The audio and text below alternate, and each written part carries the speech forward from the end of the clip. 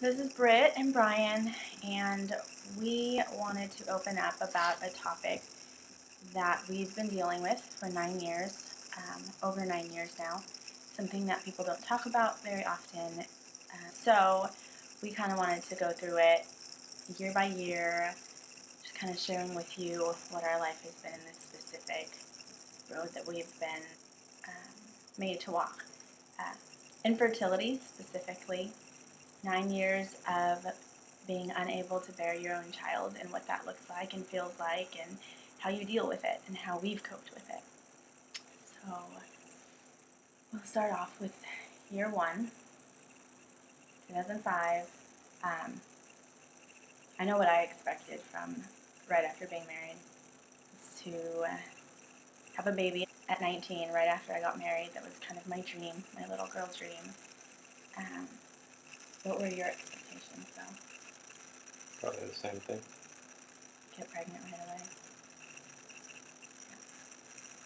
Yeah. Year one was really hard. I made it extremely difficult. I know most of it was my fault. A lot of it was my own desires and my will and wanting what I wanted. And Brian was just the person to give me what I wanted, not necessarily looking to the Lord for what his will was, but wanting a baby, and would do anything to get that, and took it out on you for not giving it to me. Just a lot of prayer and trusting in God and just having that feeling of it's going to happen.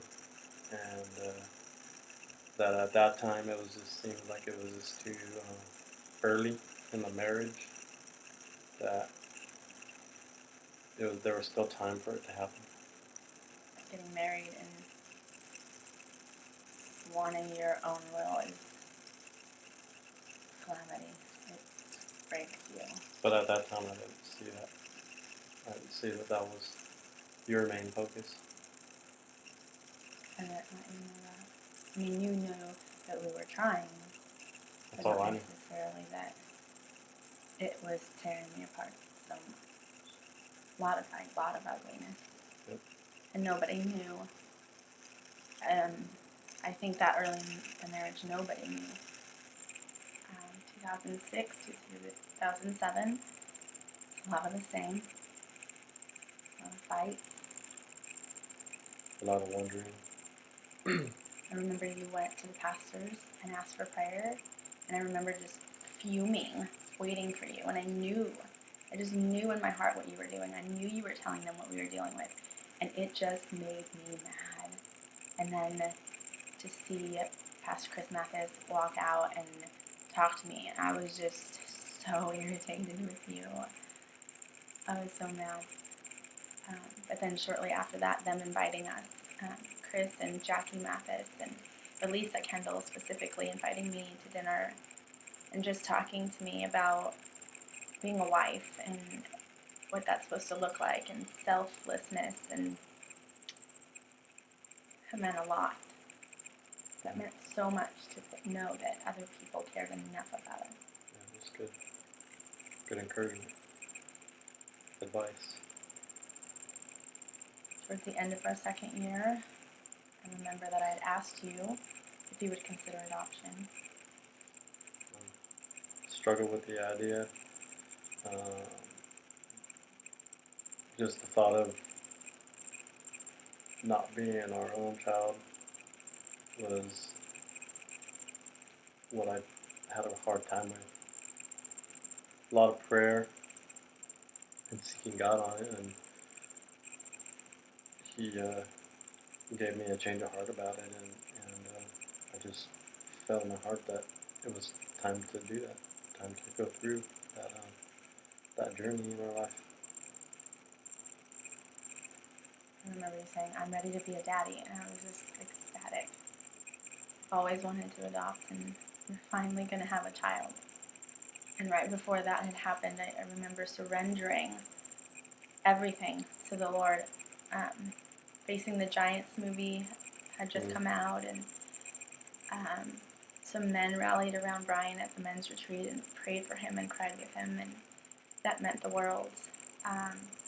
And I remember in the movie, the wife says something to the effect of, "If you never give me a child, I will still serve you." And I was broken by that. And I knew that's the faith I wanted, was to be able to say that no matter what, if we never get to have our own child, I will still serve you. And that's my prayer to this day. And then we started the adoption process, and it was amazing. But we were blessed with the super wonderful, greatest social worker in the world, Betty Peoples-Wheeler. We were licensed officially in June of 2008. And we were called into a meeting for a little boy. We went to the meeting and they showed us the pictures. We're not allowed to say yes for 24 hours, and I just remember walking out telling her it's going to be a yes. And the next day we called her and we told her yes, and that was my dad's birthday, and it was one of the coolest things to be able to write that you're going to be a grandpa. And then we met him that next day, which I think was a Wednesday, and we brought him home on Friday. The most beautiful journey God has allowed us to write out. At that point, we knew that we were parents, and it was awesome. I think everybody thinks that once you adopt, then you should no longer be desiring that or wanting that or crying for that. But it doesn't stop it. I say it's the greatest thing that's ever happened in our lives. But the desire that I have doesn't leave. Still there. The thought it could just happen still. Almost more so, I think, after we got him, Because you hear a lot of stories about people adopting, and then that stress of trying so hard is gone, and then it just becomes easy for somebody to get pregnant. But in our case, that didn't happen. Yeah, it'll happen. And not thinking about it, it'll happen. I know those are all sweet things to say, all the Bible verses that people would offer us, and we know them. We know that God is on the throne. We know He has great plans for us, but that doesn't relieve the hurt that we go through. We just kept trusting that it was going to happen for us. I think for me it got harder though because I want a sibling for Isaiah. And one of the hardest things about not being able to have a child is watching him not play with other people or try to play with other kids, don't play with him. The fact that he doesn't have someone and that we can't give that to him. It's one of the hardest things, I think, that he's alone. And we can't change that. It's up to the Lord. 2008 to 2009 was just bliss. I mean, We just enjoyed our baby. Yeah, infertility is not on our brain that whole adoption journey. We're just enjoying just busy Isaiah. Doing the things that a couple does when they have a child. Going on trips to the pumpkin patch. The adoption. His court date. The adoption party. His first birthday. 2009 to 2010. I had a surgery done. We were told she's good, so it should be easy for you to get pregnant now. And so, as soon as we heard that, we were excited and started trying again. So 2010 to 2011, we decided to try another adoption. We were extremely excited. We weren't getting pregnant, so I love adoption. Let's do this again. The first time was amazing. But then we called in for an investigation on some stuff that Brian had been involved with 11 years before that. Um, it was hard. I remember getting in the elevator after the meeting, after the interview or interrogation, whatever they call it, with our social worker, and she just looked like she wanted to cry. And we knew it wasn't good. We knew as soon as we got in the car, this probably wasn't what God wanted for us. And then we got a letter saying that we were not able to adopt in the state of California. And that was another hard hit. Very hard hit.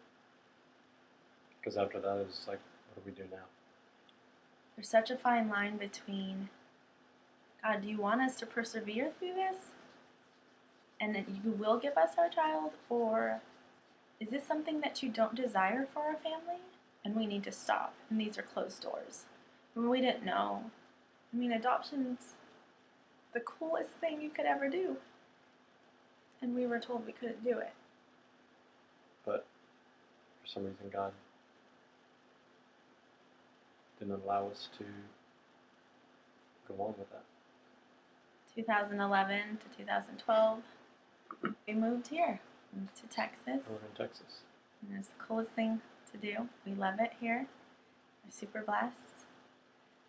So when we moved here, 2013, we decided that we would try again to figure out how to get pregnant. And we were really excited to try IVF. 2012. So before we moved. After I forgot the second adoption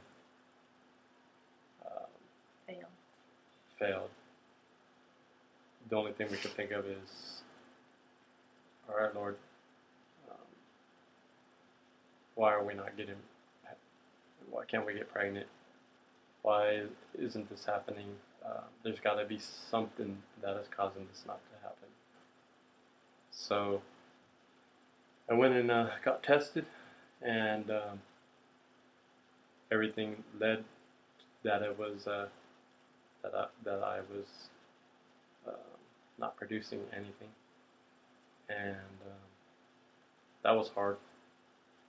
That wasn't easy news at all. So then we can go back to our room. So now we're here in Texas. So we had started going through with IVF stuff. I forgot also that you had gone to the doctor. Oh yeah, I went to the doctor here.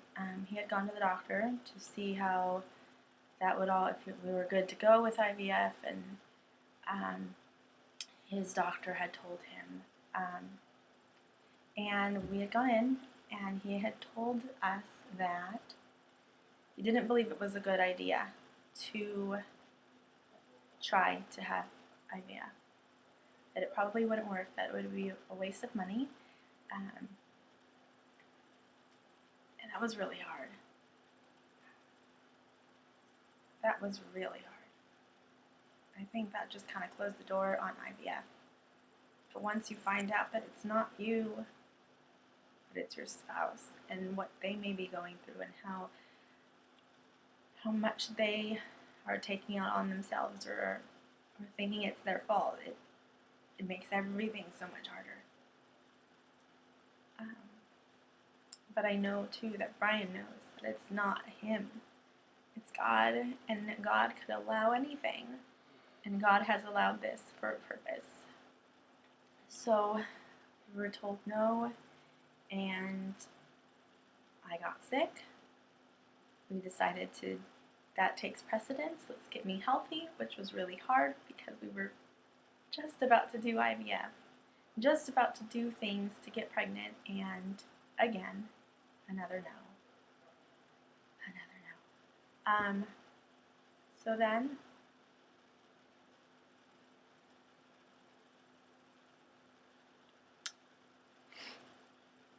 I started feeling better.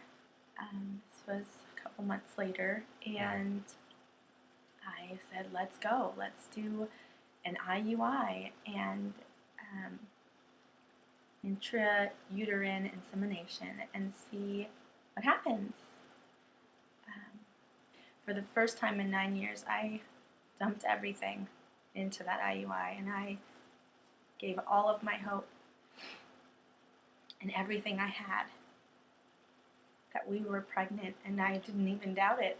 We're pregnant this time, and only a few people knew because we wanted their prayers. Showing symptoms. Yeah.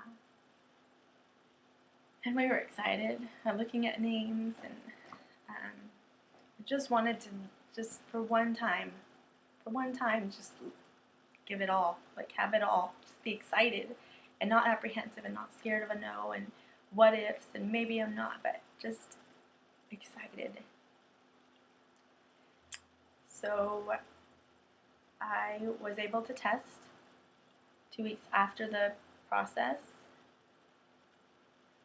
and it came back negative, but I wasn't worried about it. I thought it's still early. I told my dad and Brian, it's still early.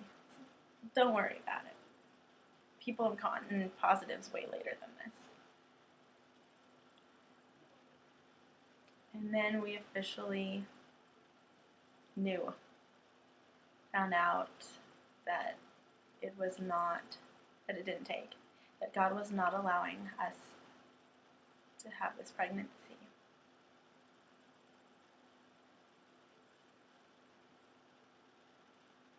But we don't have the answers for everything God does.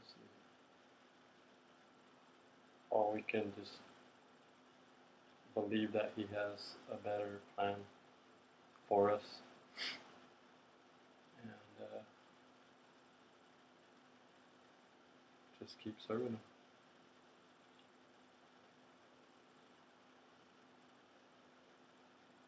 He has greater plans for us.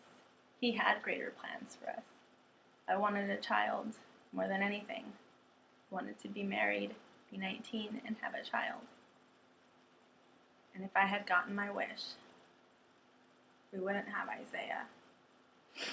And that is heart-shattering to think about. Not because of what we've done for Isaiah, but what He's done for us in our life, and I can't imagine another way. But if He doesn't allow us to have a child ever, biologically, I know that I will continue to serve Him because He has blessed me abundantly. I didn't want this video to be a pity party or to be anything that would insinuate that we are just in this deep, dark hole. We are blessed, and we are full of joy because of what God has done for us. And it's only by the grace that He has given us that we are able to be where we are. But I wanted this video to be a voice for couples who are going through infertility that don't talk about it. I want you to know that you can cry, that you can talk about it.